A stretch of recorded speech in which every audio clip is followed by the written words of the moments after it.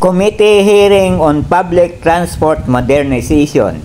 Daming anomalya, gusto pa rin ituloy.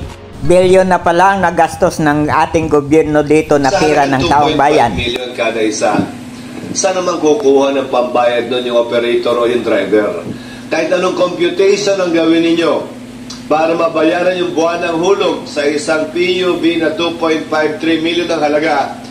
Kahit maganda ko ba yung driver, kulang po ang 24 na oras na pamamasada para mabayaran yon. Paano nyo mabibigyan ng sapat na kakayahan ang PUV, driver at operator para mabili itong sinasabi nyong malinis, moderno, mas maayos at mas maganda?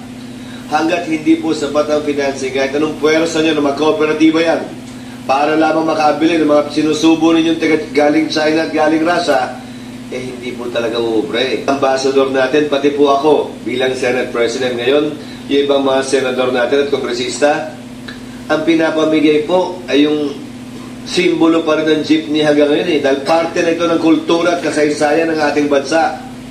Isang ganun, buburahin nyo? Sino kayo?